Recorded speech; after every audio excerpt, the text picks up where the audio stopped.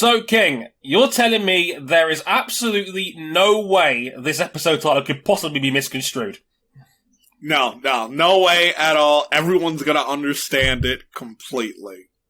So all you're saying is it's totally just a play on the capital city of Istanbul, right?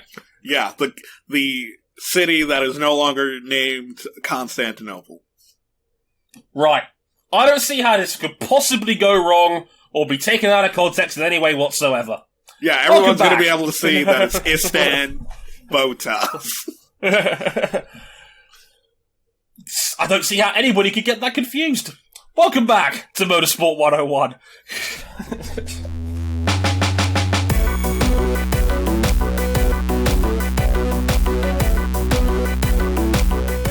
I'd just like to direct any and all queries about our episode title to @RyanEricKing on Twitter. His username is on the screen right now.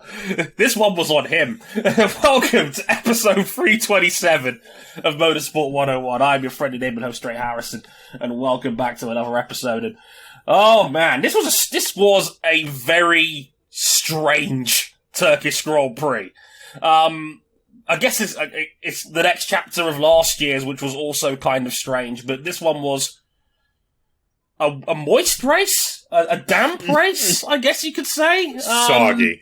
Soggy, like, if you have a stack of pancakes and you put the syrup on them, and then you have to walk away for something and you come back and it turned into just a paste. It's like if you have an old pair of shoes and you're walking around the rain, and then like that rain wetness just seeps through your shoes and makes your socks all wet, and it's fucking uncomfortable and you can't stand it. Yeah, that's what this race was like.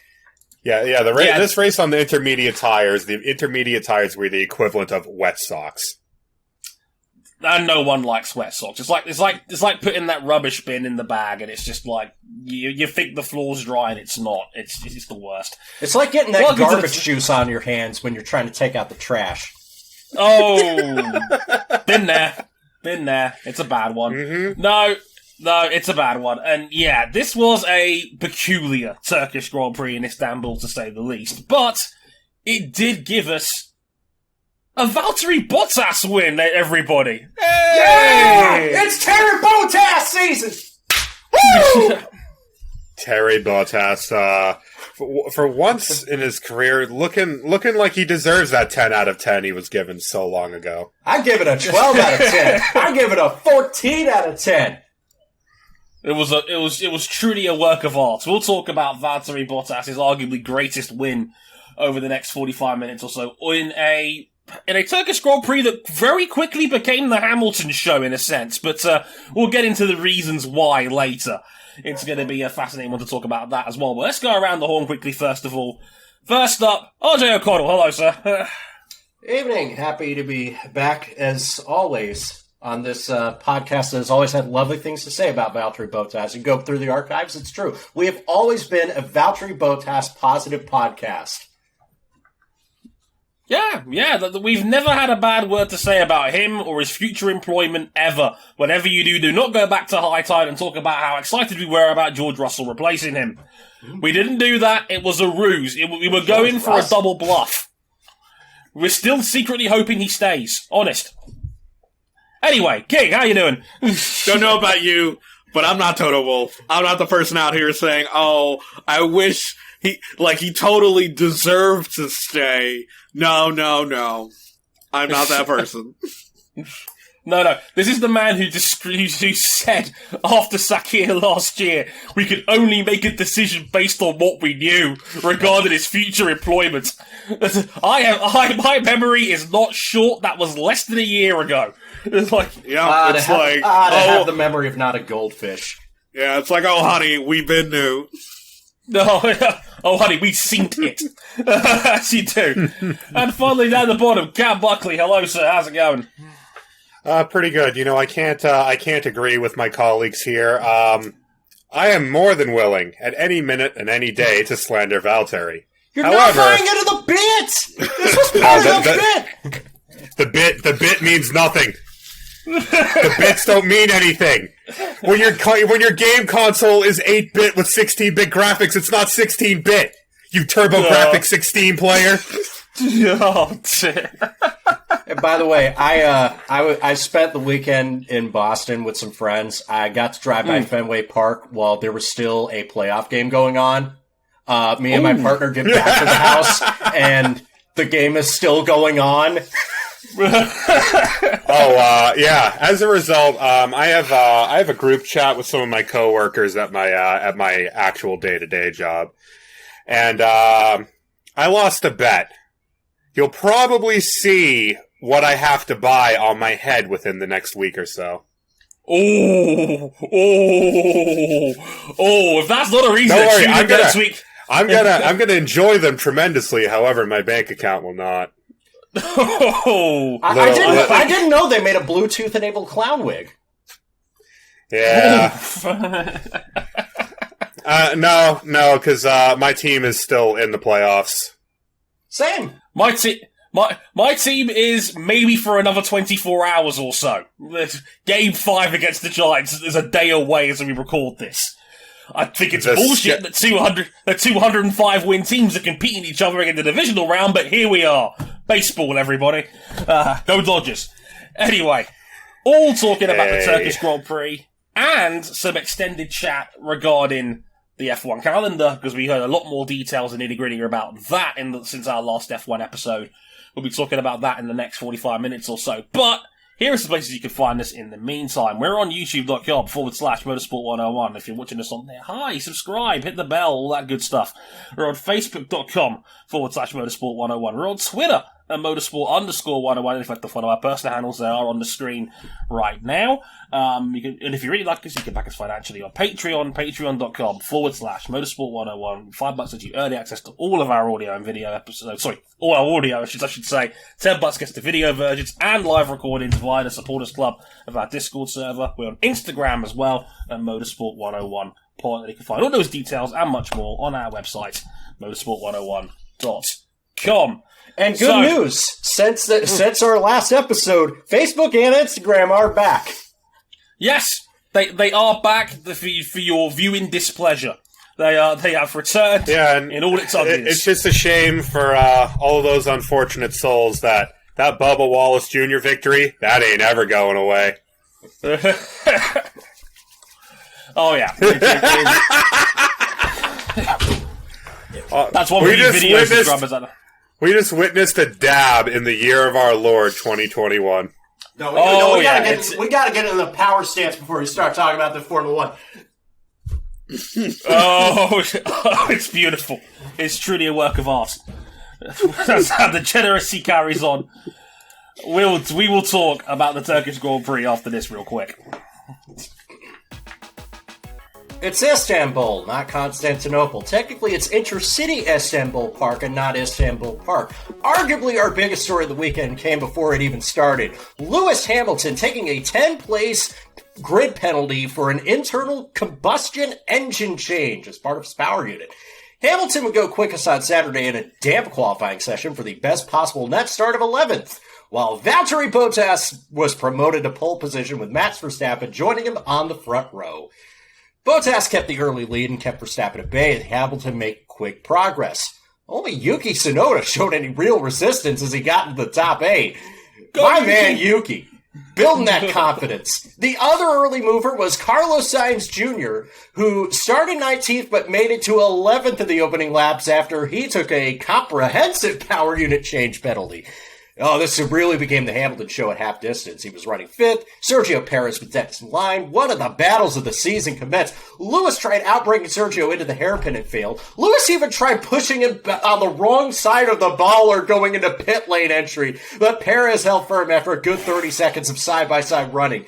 The other major Hamilton movement was the dispute between him and his team over pinning for new intermediate compound tires. Mercedes wanted him in with 60 laps ago, but Hamilton was trying for a no-stopper. I should point out as content that Charles Leclerc was leading this race and had a chance to win on a no-stopper. Hamilton was third, trying to go for a no-stopper. Hamilton eventually comes in for new inters with 6 to go, and was angry when his tires got stuck in a graining phase. It dropped him down to 5th, but at the front, Bottas passed Charles Leclerc, who was struggling for grip, With ease, he drives away to take his 10th career victory. Dominant hat trick. He described it as the best of his career. Verstappen took the championship lead by finishing a very lonely second, and Sergio Perez joined him in third, his first podium since the French Grand Prix at Paul Ricard. Carlos Sainz got his first career Driver of the Day award. Are you shitting me? After coming back to finishing in eighth. I don't get it either. Okay, folks. Do y'all agree with Valtteri Bottas? Was this the best of his 10 career victories at Mercedes?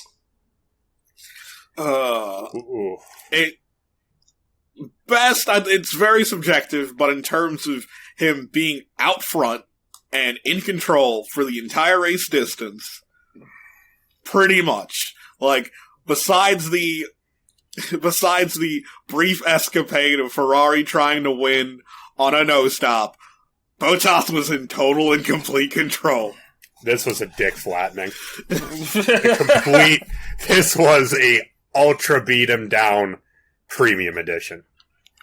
He was not challenged at any stage of the race other than the Charles Leclerc no stop, because remember, if it's wet conditions, you don't have to change compound tires. That didn't last very long because the intermediates were melting in the very slowly drying but not dry conditions. Yeah, it was not drying enough to make this interesting. What a dull wet weather race that we had. It's amazing to think.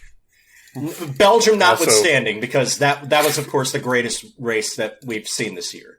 Just trust us on that. Yeah, can you believe how Williams got a podium? Yeah, absolutely. This year? A pace alone. On pace alone. No, this was a... Look, besides the qualifying, which Bottas was only a 10th off Lewis Hamilton, it was mostly competitive in qualifying. This was a beating.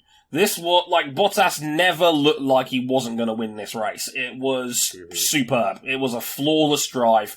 For a man who, let's not forget, this time last year we raced here, spun 5 times. 5 times? 5 times. 5 times. 5 times. But, he had a rough time of it this time here last year. So to come back a year later, of course, track in significantly better condition, even when damp, compared to what it was last year. Couldn't really tell because of the way the track surface is here, it just doesn't dry out. No. Yeah. This is a weird kind of race where the best kind of intermediate tires to be on are the ones that are almost worn down to the cords, but not quite worn down to the cords. Yeah, because it was so low temperature and because the treads wore off of the tires, what you effectively ended up on were ultra soft slicks after 10, 15 laps of running on them. Yeah. So cars are driving around always looking for wet patches on the road, but never really, it didn't matter where you ran on the road because it was all damp, but not damp enough to need wetter tires. I'm not dry enough for slicks. Yeah, because I think we should mention the gamble taken by Aston Martin and Sebastian Vettel during the race. Oh, First of all, why in the cinnamon toast fuck was he not put on the softest compound available at the time? But even then, it was insane to think the track was ready for slicks. King, I was really hoping you weren't going to mention that. I thought maybe I could get away with not putting it in there. It is an important part of the race because it proved, despite the best compound being intermediates that are very worn, you'd assume, you can just move over to slicks. And I thought that at one point in the race, and apparently Aston Martin did too. Pretty much Vettel had no way to put power down because there was still, while there wasn't downfall on the track, it wasn't warm enough. There was so much cloud cover. There was almost 100% cloud cover, meaning that there was no sunlight coming through to get away the surface moisture on the track. That, there's still some water on the track. It's too wet for slicks, but just slightly too dry for intermediates. Again, it's that wet socks feeling. It's like, during the race, unless cars were going offline to go find some water, there was very little spray as well, which we know is a big problem with these gigantic tires. Yeah, they're almost too good at their jobs. And this was one of those occasions. And I had to sit there and I literally, I was at work and I literally screamed out, "What the fuck?" when I saw a yellow marked tyre go on the side of Sebastian's car. I'm just like, this is not going to end well, is it? Never know until you try, folks. And Vettel said apparently after one corner he knew he'd made a horrible mistake. I bet he knew it on the pit exit. He said over the radio, "Yeah, this isn't working." Yeah. Which might be the most, if we had our own Motorsport 101 award for the most understated radio message to imply impending doom, it was, "Yeah, I think I made an error here." It was horrible. He came in a lap later, almost spun it into the pit wall on entry. He did spin it. Yeah, oh, what a fucking mess. Yeah, it was an unmitigated disaster, and it did not work. And it was again, as King pointed out, it was a key chapter in the story of the race. That was the indication that slicks were not doable here. Even by the time we got to the end, and we'll talk about this with Hamilton's gamble in a minute, that, the sweet spot was very worn intermediates, because as we saw with Hamilton at the end, there was also a graining phase where you couldn't get grip on a brand new set of engines. We'll talk about that with Hamilton's gamble, but you had to be extremely careful managing the tires, not just to not wear them out, but to not push them into a graining phase. Yeah. And who nailed it? Valtteri Bottas, winning by the better part of 15 seconds. Brilliant drive from him. Only the 35th member of the double-digit win club. And you know what? The way this season's gone, it might be his final Grand Prix win for all we know. And look, if the man retires tomorrow, double-digit wins and a couple of championship runner-ups is nothing to scoff at. It ain't all that bad! No? It's a great career. We have put guys on plimps for worse careers than what Valtteri Bottas has put together in his limited time at the top, quite frankly. So, double-digit wins is nothing to scoff at all. So congrats to Val. He's actually been very fun since we've basically found out that he's not going to be at Mercedes anymore. He's been trolling people left and right. We all saw the Monza meme. Doesn't have to be the corporate man anymore. Yeah, he's been brilliant on TikTok. If anyone saw the video of him marking his colleague like Simba, that was really funny. So, good for Val as far as I'm concerned. He's got that personality that everybody thinks Kimi has. On the subject of that's perfect. Ago. Yeah. Yeah, that is. Let's talk about Mercedes. Christian Horner says that they're getting about 20 clicks per hour down the straightaways. He described it as the difference between turning DRS on and off when talking about these new Mercedes power units. Are they back on the top of the power rankings for cars, or do you think there are some concerns holding them back? Yes and yes, because Mercedes they have broken the in case of emergency brake glass and hit the button. Mercedes, I think it was in 2017, went at links to talk about how they always run the power units with some level of margin so that they don't have the reliability issues that plagued them in 2016 and 2015 at times. Yeah. No longer. Nope. They have no choice. We've thrown these margins how can out you the window. How can you match downforce deficiency when you're not going to be upgrading your car very much, although they did have a new front wing to test in practice? Well, crank the engine to the point where it's going to split in half. Hope that it stays together in both the biggest wings you can. If we max out these credit cards, it's fine. We could just declare bankruptcy later. Who are you? That's brilliant. That's magnificent. Who are you, MasterCard Lola? Oh, dear. That is their solution to the car deficiency is crank the engines to the point where they are failing. Mercedes has had power unit problems, major power unit problems in the last 3 or 4 races, but they no longer have a choice. Yeah. The choice is lose and keep the car reliable, or turn the car past its limits and hope.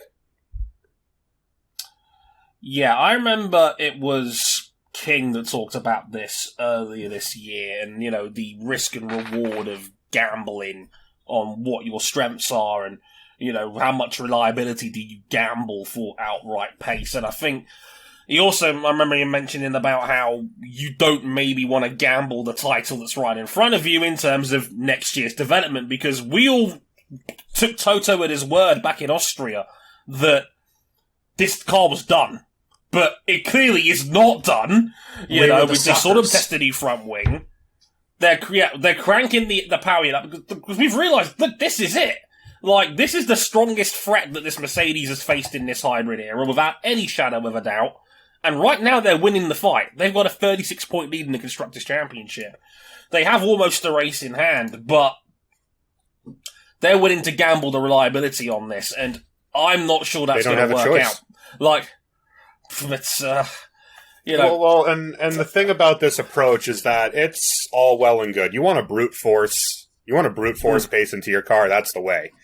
And I love how Sky, both Jensen Button and, who was otherwise phenomenal on commentary, and Crofty just kept putting their blindfolds on every time Hamilton went down the back straight, talking about how much downforce he was carrying and how slow he was in a straight line, as he would drag race someone. He blew past Pierre Gasly. Yeah. Carrying twice the wing. They're 15 to 20 clicks faster than every other car before the kink in the back straight, and then the drag kicks in. Yeah. He got a word when... go ahead, Dre.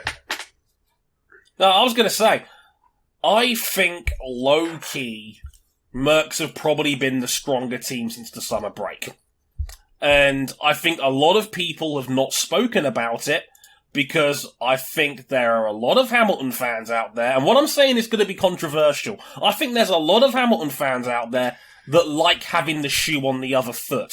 That he doesn't. Please direct your complaints to @RyanEricKing. leave King out. I will dive and take the bullet on King's behalf, but no, I genuinely, I genuinely Buckley 917. Yeah, I'll take the smoke. No, I genuinely think a lot of Hamilton's fans like the fact that he is no longer in this ridiculously dominant car, because if Hamilton comes through and wins the Drivers' Championship this year, which he's still only 6 points outside of, with a handful of rounds to go, it makes him look that much better, because he didn't have this ridiculously dominant hybrid. Because all he's missing is a Michael Schumacher 1995 season on his GOAT resume. It's the last argument left. Counterpoint, he got to this point by blowing Max up in Silverstone. Yeah. It helps. And, while Mercedes has the advantage now, per se, they really haven't had the ability to use that to build a championship advantage. Since the summer break, we had Belgium, which was just qualifying. We had Monza. That's just the thing, though. Mercedes has had 2 or 3 races where they should have slaughtered the field 1-2 walkovers. And they can't pull it off. Yeah. Yeah, we had Belgium, Monza, Russia, and now Turkey. They've gotten 2 of the last 4 wins, which is good, but it could have been more. We had the full race in Belgium, they could have won that as well.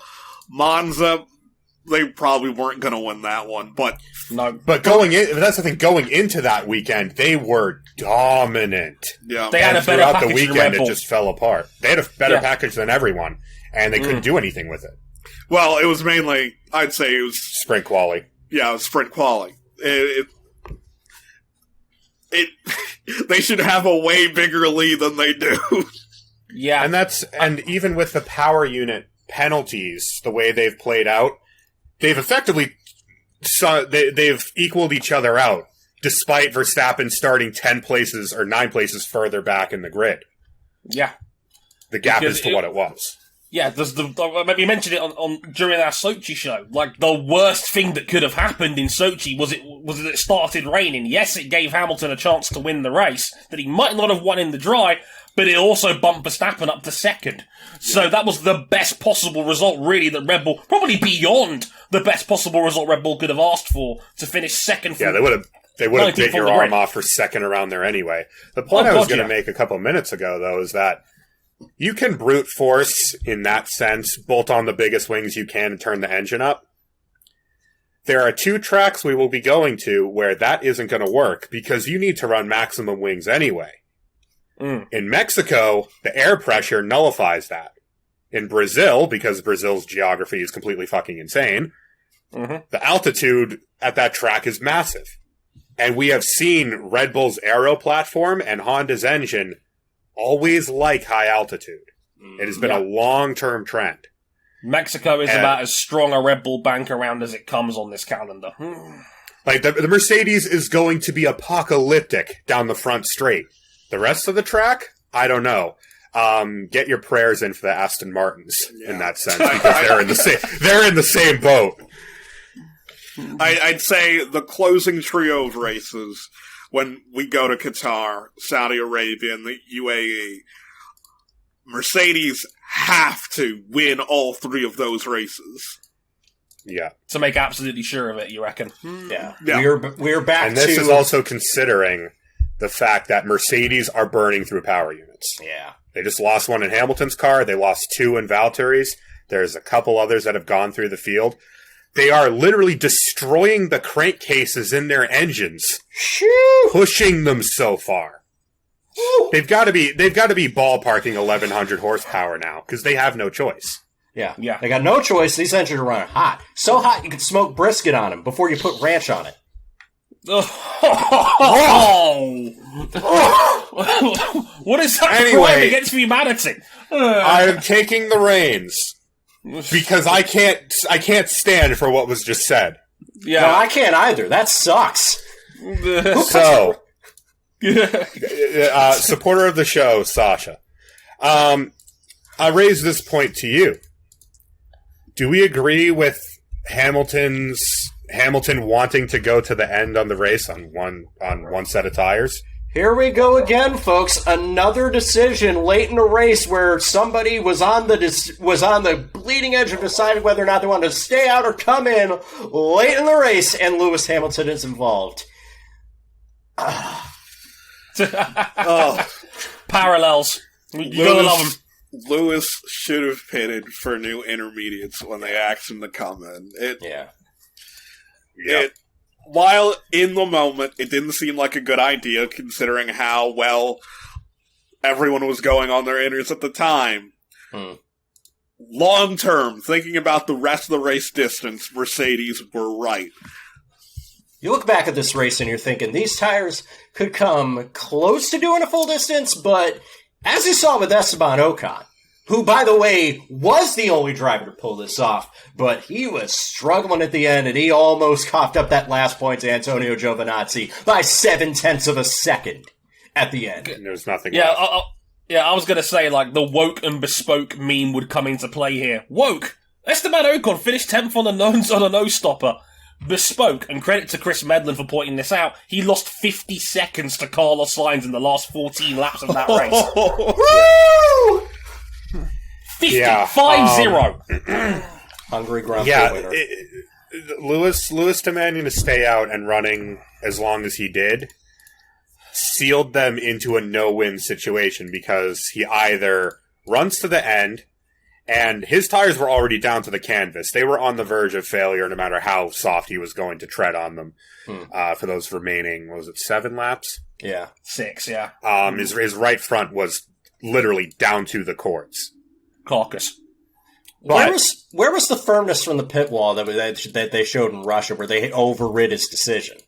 The firmness, I think, is when they saw a camera shot of his tire and realized he's the damage limitation that's going to be reduced by pitting is going to very easily counter crashing and losing 18 points to Verstappen.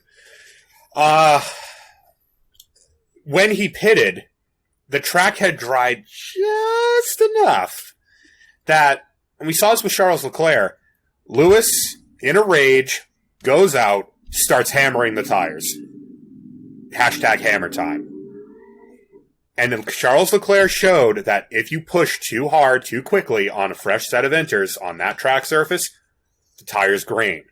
Charles didn't do it quite as badly because he backed off, ended up losing a position out of it.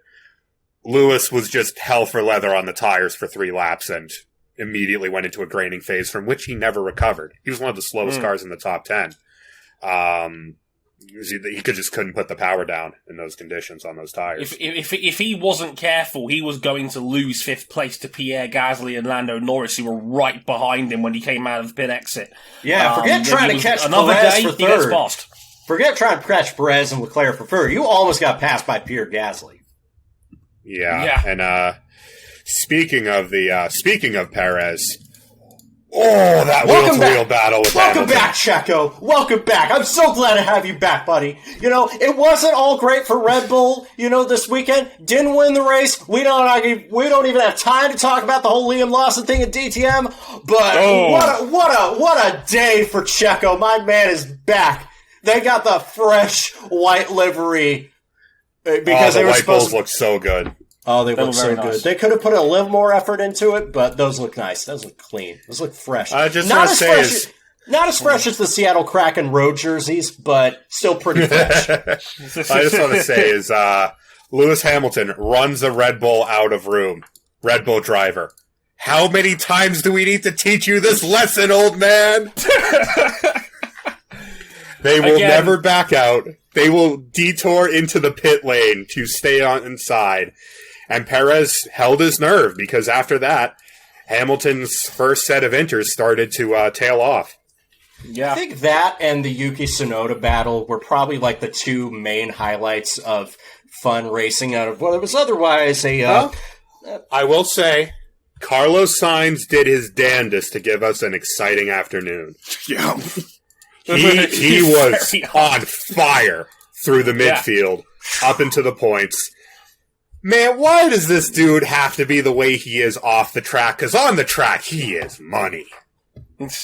He's a superb racing driver. It's always been said in this house, we admire Carlos Sainz ... racing ability. 2-time driver of the year.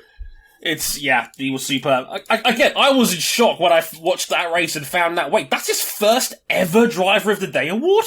I'm like, wow, okay. That was a shock to me, but yeah. The problem is usually when he has some amazing performance, it gets overshadowed by Czech's notes, an Alpha Tauri winning in Monza or something to that effect. Yeah, it doesn't help, does it? No. It's like But he was wonderful. So good. We're going to get 115 videos on YouTube now calling Carlos Sainz underrated because that's the new trend. You're going to wear out a good bit here, Internet. But here we are. No, I mean, I said it before. I think, shoot your shot. Like, I said it during the Sochi episode, and I'll say it again here. Like, there will always be a disconnect between driver and team. And let's be honest, Hamilton has bailed them out of so many pinches before when Merck's strategy have goofed up. I can almost understand why they let Hamilton override this one for so long. Almost. It feels like Lewis was trying for a moonshot to try and maybe run Charles down for third. And he was running third by that point because Charles ended up pitting. But he needed to think longer term. And he was on the wrong side of the decision that, at the same time, they got right last week. So, swings and roundabouts. Yeah, Sometimes Texas A&M does beat Bama.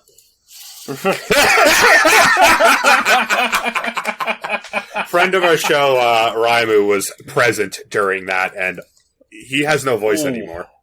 Oh, God. I cannot begin to imagine the crowds at that game. My God. For carrying on a little bit on that, I mean, where do you sit on the side of the fence between teams and drivers and these questionable strategic calls? Because like you said, we've now had back-to-back races where very marginal calls had the drivers say the final word and it ended up not working.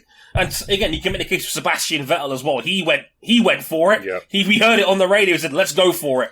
Well, fuck it, I'm going deep. Oh, no! We threw it in the quintuple coverage! Oh, my God. Well, ultimately, it's a split decision because you've got all the people back in the pit lane who have the information about what's going on around the track and on the track.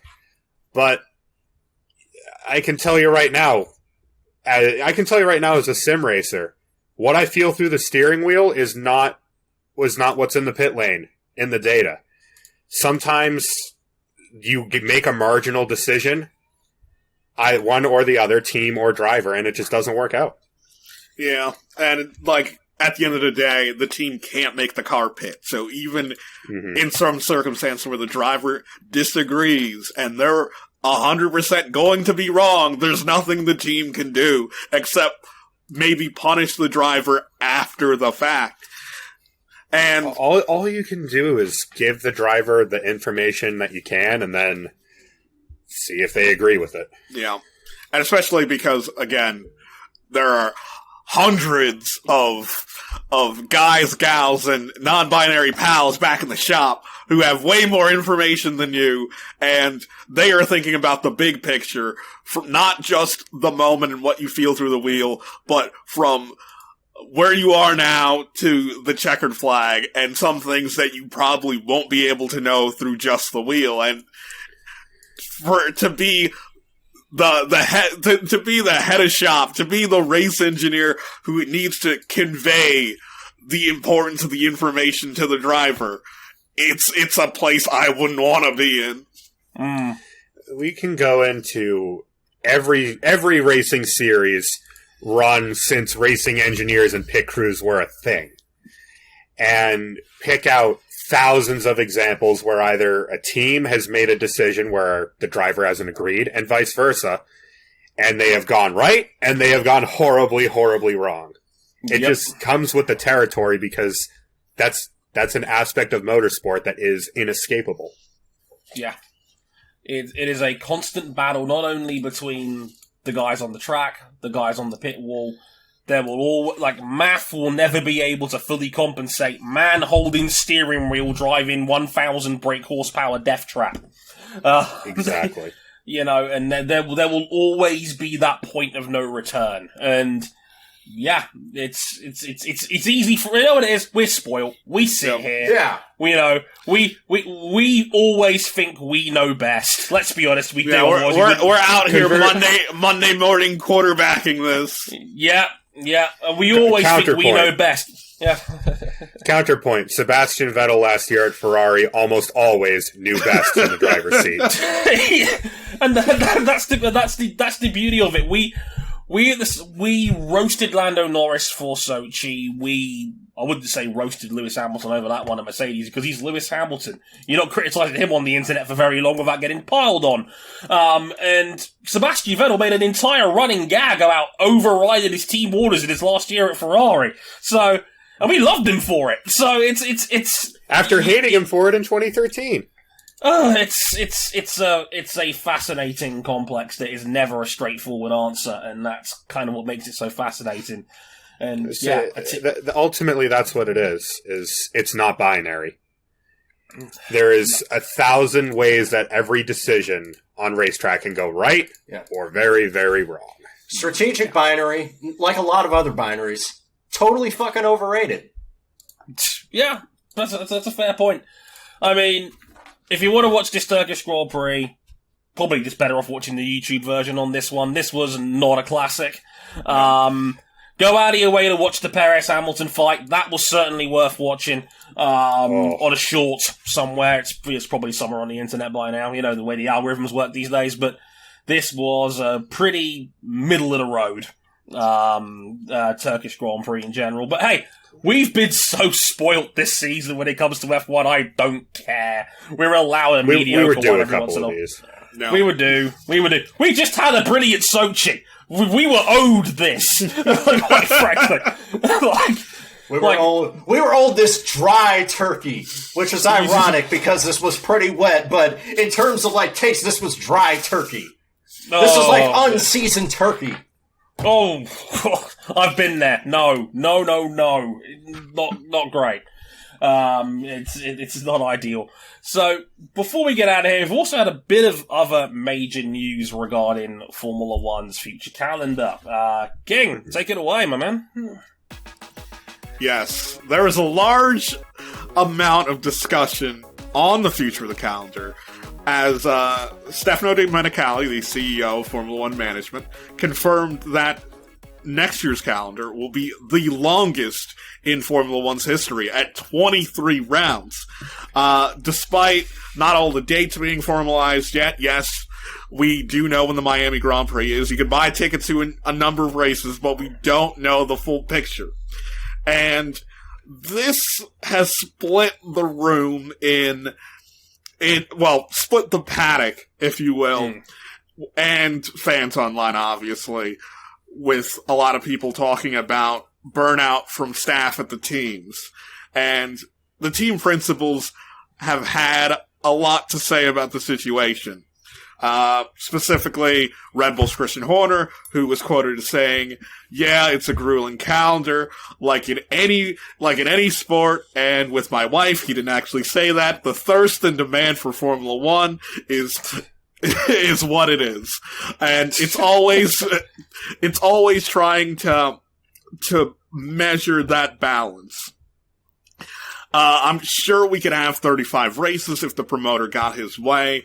So it's finding that balance between not needing to have effectively two crews, that you can do it manageably with one crew and do an entire season.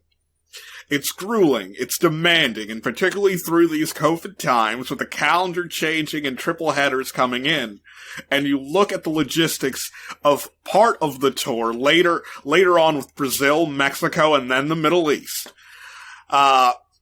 So Christian Horner's been fairly balanced and diplomatic with his answer. Someone who certainly didn't is his. This is the surprise to me that this dude would seem measured compared to Chris. It would seem unhinged compared to Christian Horner.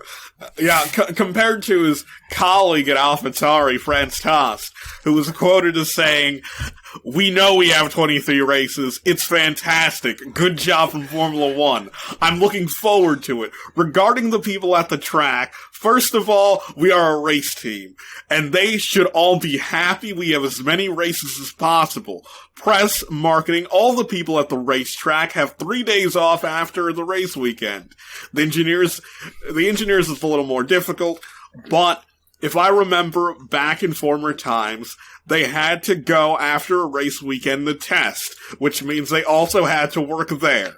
We all should be happy to be in a position to be in Formula One and to have 23 races. If someone doesn't like it, he should go." Oh boy. Lot to dissect there. There's a lot to unpack there. So, the first question I pose to you is that, is the sport right to be pushing on? Because we talked about this quote before when Chase Carey was CEO of the management about having 25 Super Bowls. Is the sport right to be pushing for 25 GPs? No, but we're getting it anyway. I agree. Yeah, it's I think Christian Horner to me is getting at what the real problem is. The fact that they're trying to do it with spending as little money as possible to try to do as many races as possible with only a single crew. This wouldn't be a problem if we were talking about there being two race teams and each team's cycling back and forth through each of these rounds. And I remember Martin Whitmarsh brought this up a decade ago when he was in charge at McLaren around, I think it was 2012, and I think that was the first 20 race season. Excuse me, I believe that is now Aston Martin Whitmarsh. Yes. Aston Martin Whitmarsh. Very good, very good. Yeah. It was Martin Whitmarsh that first pointed us out, and that was the year in 2012 we had the first 20 race season in Formula One, and he said, "Look, guys, if this gets any bigger, we're going to have two crews." And it never quite got to that point where they had to hire a second crew yet. But this has been brought up in the past a little bit. I think now, in the last 5 years, we talk a lot more about mental health on the internet than we did for the previous 500 years combined. And now we are starting to see more people are on social media, more people that are within the teams are on social media. There's more of a personal perspective on this. And we are now mentioning the B word a bit more, and that's burnout. And, sometimes me personally, it feels sometimes that it can be a bit much. And 23 races is a lot. We've had a bunch of triple headers this year. We've got another one that's now in place because Qatar's been confirmed. And the third leg on that triple header is an 11,000 kilometer round trip. And that is not ideal. Yeah. But that's the key thing that plays in here. You can have other racing series that have this many races. We have NASCAR that has 36. But NASCAR, the N stands for national. It is a national series. You stay in one country. Yeah. You are bouncing between continents constantly in Formula One, and these people just don't have much time to spend at home anymore. Yeah, throughout the whole year. And I wouldn't even say anymore as a qualifier here, because a lot of former team staff are active on social media. Say, I think using, Mark Priestley as an example, a former McLaren employee, and he talked about his time on the race team and the test team, and sort of the general feeling that it's something, once you get to a certain age, you want to stop doing because you can't have a family. You can't settle down and have a normal life as a member as a race or a test team. And that was back when it was a 17 race calendar. Yeah. Let's not forget that a couple of years ago we watched, and the drivers have to deal with it with their commitments. Valtteri Bottas got a divorce a couple of years ago because he was just never around.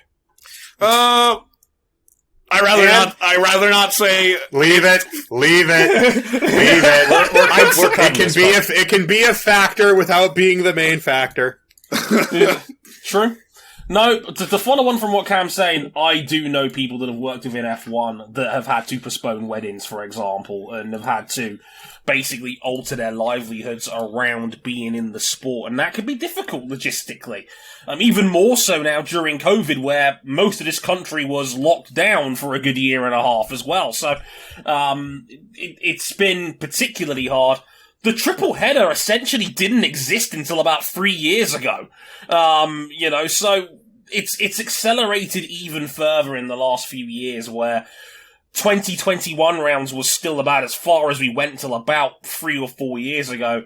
We had a 22 race calendar, or was going to have one a couple of years ago, and then COVID happened, and then now we're at 23, and I don't see any reason why this is going to trend down anytime soon. It's the same thing with sprint qualifying, because they just confirmed we're going to have more sprint qualifying. The fans sure say they hate it, but the television figures and the amount of revenue that are coming in say otherwise. Yeah, because people forget that you not only, vote with your wallet, you vote with your time. And when you say you don't like something, yet you keep watching it, giving, ad revenue to these TV companies who buy the rights, you're telling them, I want more of this, despite you saying you don't. Yeah, the hate watching you're doing is counterproductive. Can I marry you, King? So true. I've been preaching this on Twitter for years. That there's not enough people. In the words of Pete Weber, love me or hate me, you watched. So that's the point. There's not enough. This is the ultimate crunch point I was going to get to. Is that, because I've used this comparison in written pieces before. It reminds me a lot of what the UFC was in the early 2000s, early 2010s, I should say, when they had Brock Lesnar and Cain Velasquez and Anderson Silva, the previous generation of elite level stars, and the UFC exploded in putting on more and more pay-per-view events, thinking that was just going to grow the brand forever. It didn't work because people started picking and choosing more often as to what they wanted to watch, and it ended up just becoming stagnant. And that's what I fear F1 could become if they keep growing and growing. The problem is that on our end, there's not enough people that are not prepared to watch. Yep. Like, there are people that will, like, again, all the talk about sprint qualifying sucks and is terrible. People flocked to Monza in droves to watch sprint qualifying. Yeah. They're going to do it again in Sao Paulo. Yeah, they're going to do it again in Sao Paulo. Every time you change the channel to watch it, or you step through the turnstiles that Saturday, you pretty much give them another reason to keep going. You hated the fact that Junior Dos Santos knocked out Cain Velasquez in 64 seconds, but you watched. Yeah, and ultimately, people become invested. It becomes a vicious cycle. It has an effect. We mentioned it earlier. Sprint qualifying in Monza undid what should have been a Mercedes steamrolling in Italy. Mm-hmm. It has an effect on the weekend after it, so people are going to be invested no matter if they hate it or not. And not to mention, the sport lost a lot of money in this pandemic. No. And an easy way of recouping some of that lost money is by putting on more races. Because there are more than enough places out there that would love to have a Formula One Grand Prix in their town, which we'll get to a little at the end of the show regarding a certain other Middle Eastern country that will be joining the calendar later on in the year.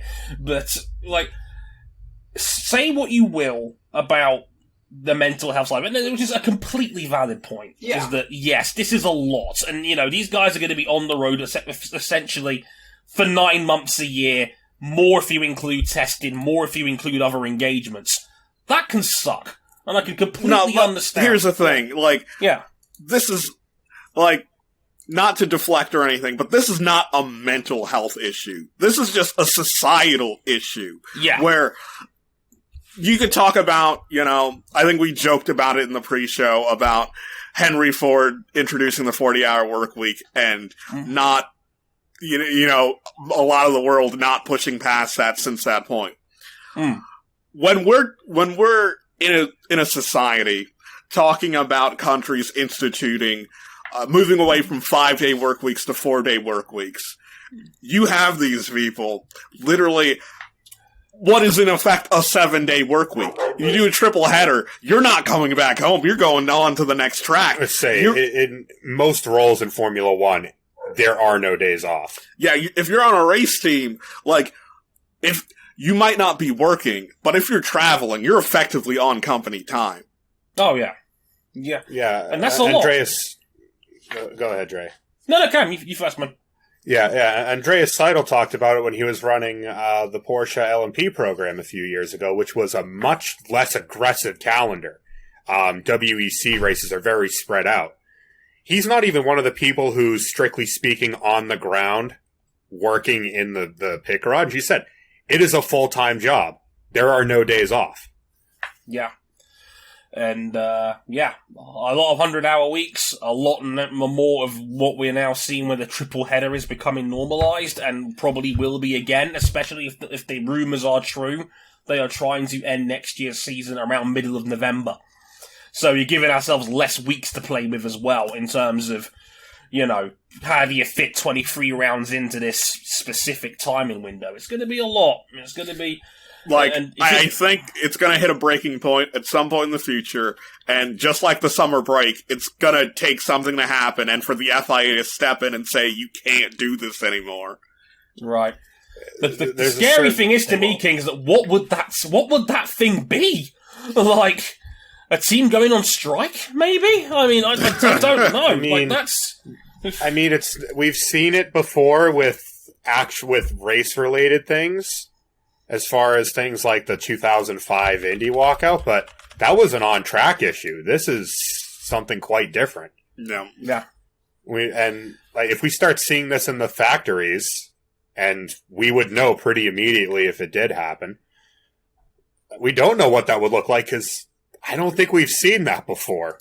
No. Not for the sport at large, certainly. Right.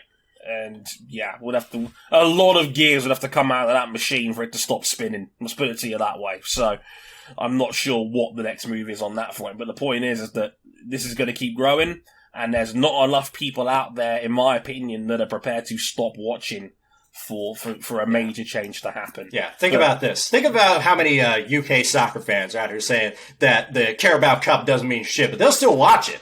They'll still watch whatever Exactly. sort of football competitions we throw out. More football, more of it, more racing, more. Yeah. Ultimately, when when a company is announcing a product and you're watching it, saying in the forums how terrible it is, you're still watching that keynote. Yep, indeed. So following on from that, I mean, again, we've already kind of touched on our own personal opinions on the matter. I mean, we have to talk about a little bit of news as well, because since our last F1 episode, it was officially announced that we have the TBA has been removed from the 2021 calendar. Sadly, it was a good run, but TBA is gone.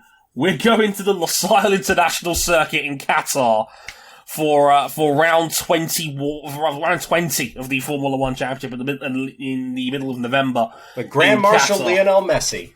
Oh. You get the connection.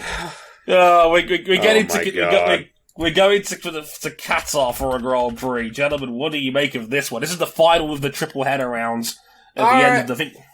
I don't think we have the time to really take a deep dive into the troubling socio-political implications of this event and all of its complexities, but I can tell you what I think about this as a tracks. I can tell you what I think about it as a track, though. It is great for motorcycle racing. If you've never watched MotoGP in Qatar, it's a fantastic time.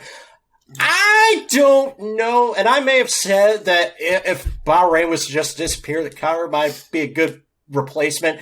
The more I think about it, I just think, maybe it'll work, or maybe it'll suck, but it's only going to be for 1 year.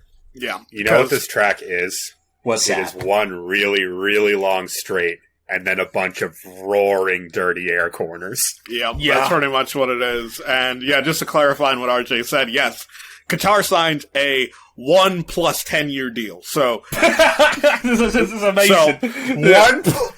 Imagine seeing that in the NBA or the NFL or some shit. It's a 10-year team option. Totally normal. So it isn't an option, but there is a break year. So we won't be seeing Qatar at Losail again, and we won't be seeing Qatar on the calendar next year. We won't be seeing them next year because obviously scheduling constraints, and they also feel like with them hosting the FIFA World Cup in their very small country, it would be impractical to have a Formula One Grand Prix at the same time, which, from an F1 standpoint, I would have been like, no, I want an F1 Grand Prix in the same country while a World Cup's happening. Double that revenue. But they're taking the year off next year, and they're coming back to start a 10-year deal at what is believed to be going to be a new venue, a purpose-built street circuit in Doha.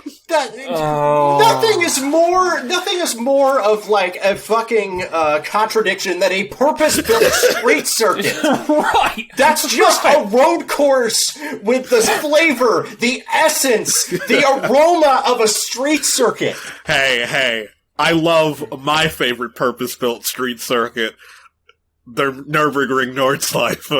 Of course. You take that back. I know, it's you know what we're going to do? You know what they're going to do just to spite you, King, now that you've said that? We're going to take Hanoi Circuit and push it somewhere else. We're going to push it to America. I don't want that on American soil. Yeah, get ready for Jeddah Street Circuit East. God.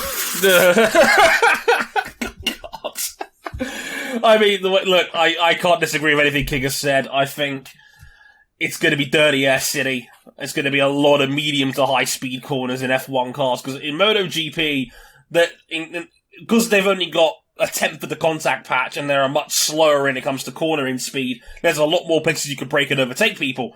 In Formula 1, you haven't got that luxury. Every corner's going to be like 100 miles an hour. You're not passing anybody through half this circuit. Dude, this is going to be great for time trial, and it's going to suck during the race. I was going to say, this is going to be like... It's going to be like the hybrid systems might have trouble regenning because there's not going to be many places to break. Yeah, not heavy braking anyway. Maybe the final corner, but that's about it. Like, there's not an awful lot to play with here. It's going to be messy. and nothing makes me cringe and eye roll more than an addition of another purpose-built street circuit. We have enough of these on the calendar as it is, and we're adding another one. I'm just like, oh, for God's sake. Anyone want to Urbex the old Valencia track? That's going to take some work. God. No. Instead, the FIA is just gonna dust off the Herman Tilke Terminator, pop his CPU back, and it'll draw another unexpiring track. Oh, Lord. Oh, fun times. So yeah, Qatar, that'll be on the calendar in November for round 20. Again, I pray for the teams on that one, because that's the final round in a 12,000 kilometer round trip triple header. No thanks. You better upgrade to first class. You better get the comfiest seats you can get on that flight. With these cost caps, good luck. You're flying economy plus at a push. And, have fun with that. Now, as you may have noticed, for next week, none of the series you regularly cover are actually racing this weekend. No. MotoGP is back next week at Misano 2, the Emilia-Romagna Grand Prix, with Fabio Quartararo. It's actually, it's actually Portimao next week, I should say. First championship point for Fabio Quartararo. A win or any result better than Bagnaia guarantees him his first world championship. And Formula One will be back at the Circuit of the Americas. Bumps and all, so it'll be a nice doubleheader. But next week, we're going to sit down and properly review the 2021 IndyCar season, because that was a really fun season. We're going to break it all down here, and that'll be on next week's show to fill the void, so you can look forward to that. No weeks off on Motorsport 101. Not until Christmas, anyway. But that'll be next time round. But basically, you can find us one more time real quick. We're on youtube.com/motorsport101. We're on facebook.com/motorsport101. We're on Twitter. Usernames are on the screen. If not, at Harrison101HD, at RJ O'Connell, at CBuckley917, and at Ryan Eric King. We're on Instagram at motorsport101pod. And we're also on our website, motorsport101.com. And if you really like us, you can back us financially on Patreon, patreon.com/motorsport101. $5 for all our audio episodes, 10 for the video versions, and a supporters club on our Discord server, which gives you access to some live recordings of our shows as well. Shout out to Jason, Vic, and Sasha, all the guys on Discord who were watching along as well. Until next time, we'll talk IndyCar season review. I've been Dre Harrison. They've been RJ O'Connell, Cam Buckley, and Ryan Eric King. And until next time, sayonara, y'all. Later, y'all. Bye. Good night and goodbye from the darkness. Fucking clouds!